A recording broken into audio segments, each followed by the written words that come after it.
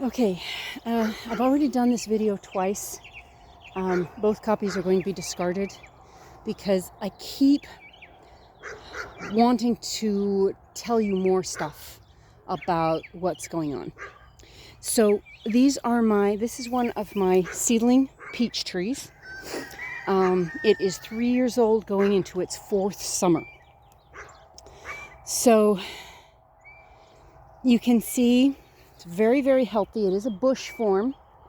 There's only one stalk, but all of the stems come out near the base. It is a seedling. Remember that. It is a seedling. And I have a specific reason for doing that, for mentioning that. If you look closely, you can see that there are some blossoms. There are a few blossoms on there that died in the last freeze. It dropped down to 18 degrees and the trees were in full bloom.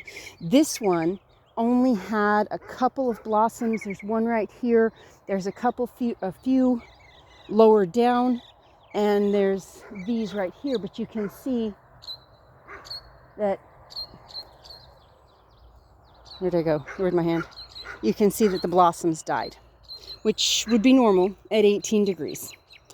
But as I said, it's going into its 4th year, and it's started blooming.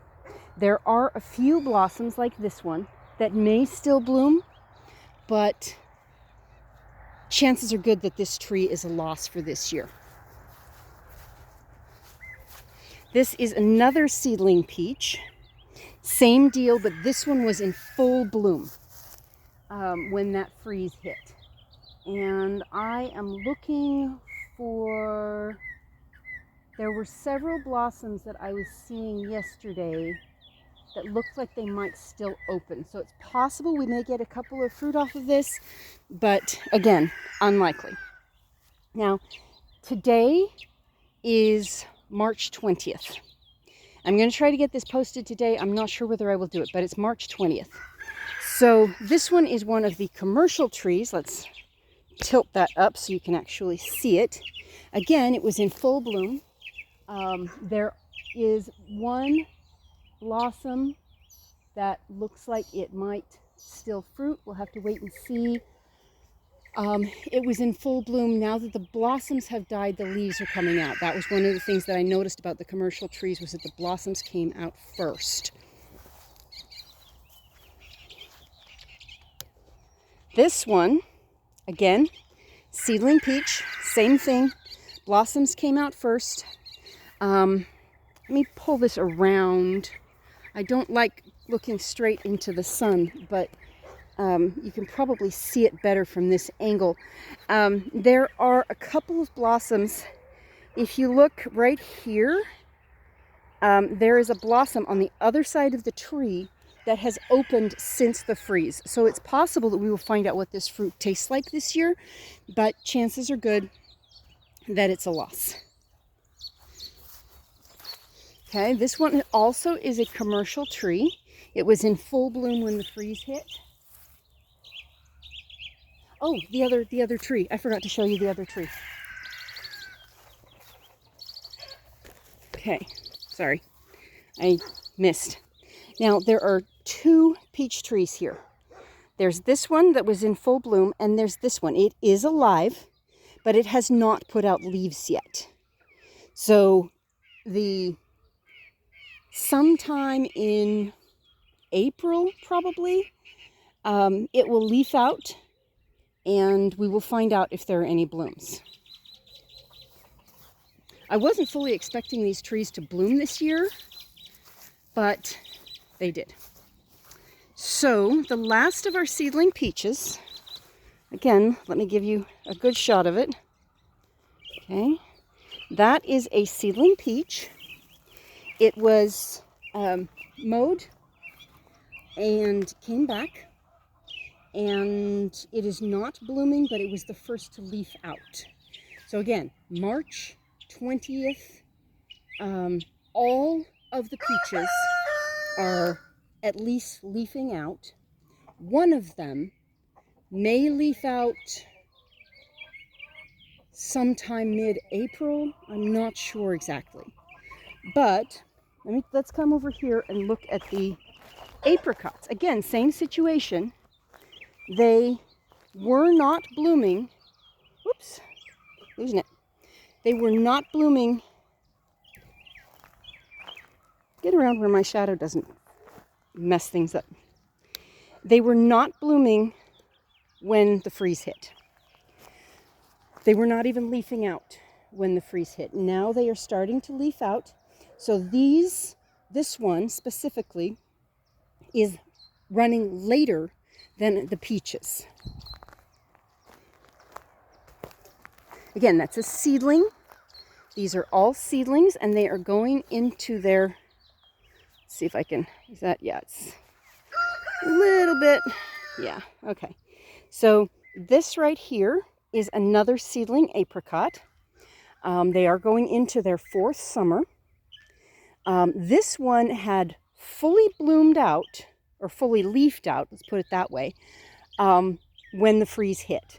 Leaves weren't touched, but there were no blossoms. Okay, and let's turn it so we can actually see this tree. Okay, this tree, you can see it's just barely starting to leaf out. I don't know whether it will bloom this year. My guess would be not. But about 2 weeks after the freeze, so middle to end of May, we'll say, or middle of March, rather, not May. Okay, and the last of our seedling apricots is this one. Again, small. It has been trimmed by rabbits, and I believe also by deer, but it was the first one to leaf out. Now, there's a very specific reason, there are, well, several reasons, but one specific reason that I want to discuss, why the various times matter. This year, we got a freeze, an 18-degree freeze in early March. That's not normal. Most of the trees, chances are good that we will not get any kind of a fruit harvest this year. Most people around here don't grow fruit anyway because they say that it won't grow.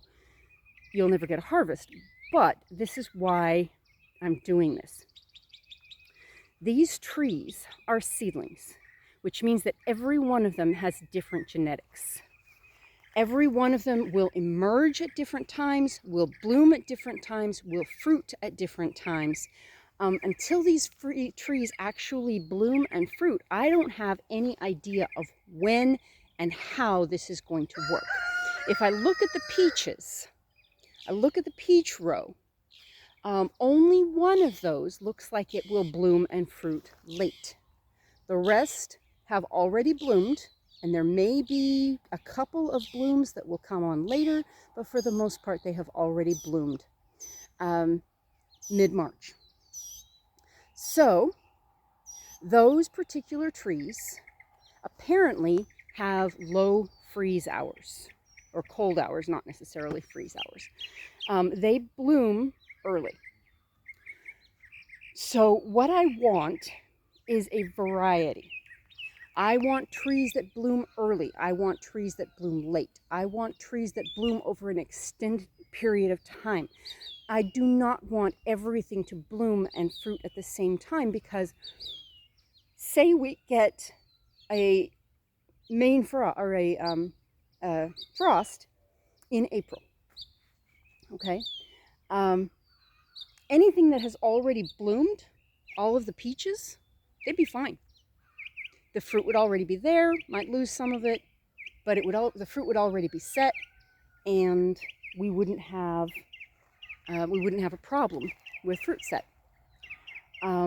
These trees got hit hard by a frost right during blooming. If it had waited another few weeks, the fruit would have been set and we would have been fine. However, what if I have a tree that blooms in January? Not good. It's not going to survive. What if I have a tree that blooms in May? It's going to survive all of the frosts, but if it has long chill hours, it's probably never going to fruit unless it's cold all the way through May. But if it is cold all the way through May, I will have fruit on that one when the fruit on all of the other trees will have died. So I want a variety of fruiting trees. I want trees that bloom early. I want trees that bloom late. I want trees that fruit early. I want trees that fruit late. I want trees that will produce prodigiously.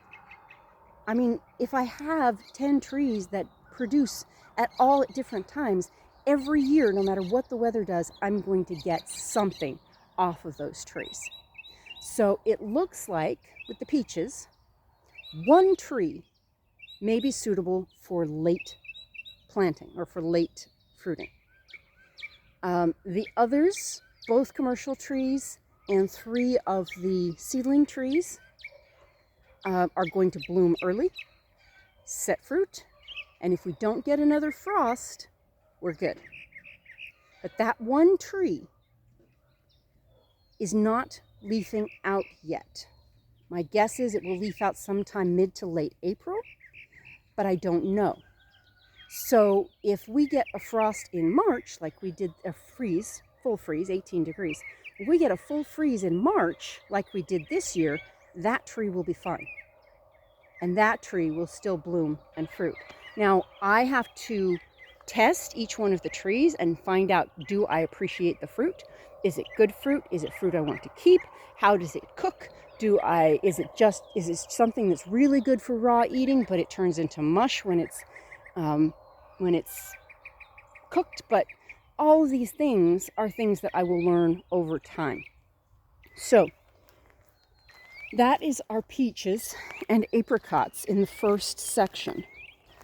I have a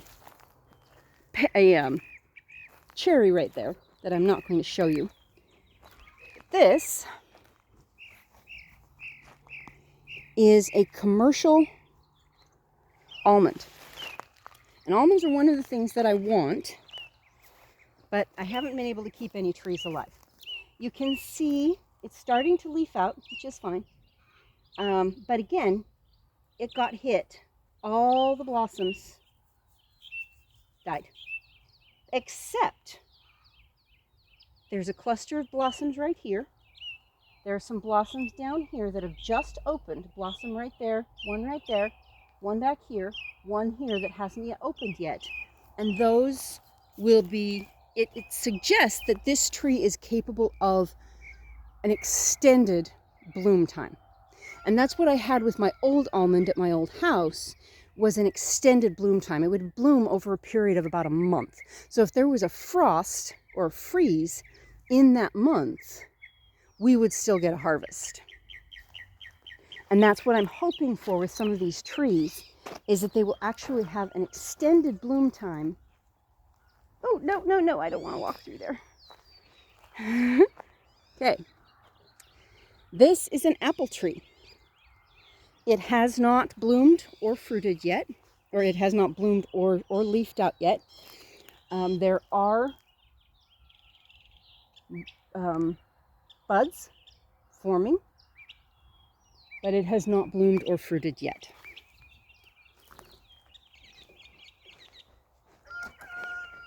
And this is a pear, which unfortunately you can see, or maybe you can't.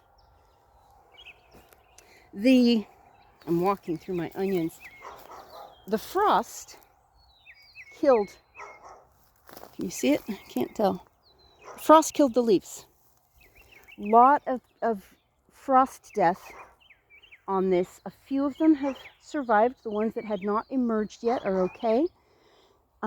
If this continues, if it continues to die back like this every spring whenever there's a frost, that tree is not going to survive very well. This one, let's see if you can see that one. This one right here looks like a complete loss.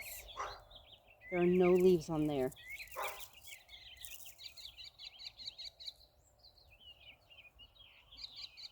So we'll wait and see on this one. Looks like it's got a gall. I need to cut that back. We'll wait and see on this one, but I don't expect very much of it at this point. This is our second tree area. I had someone till it, and I thought that I would be able to keep up with all of the perennial grasses. Nope. So it is right back to where it was before it was tilled. Okay, so these are baby peach trees. They are a year old. Okay. Let's see. Okay, so that one right there. There's one right here that is, let's see, if I can,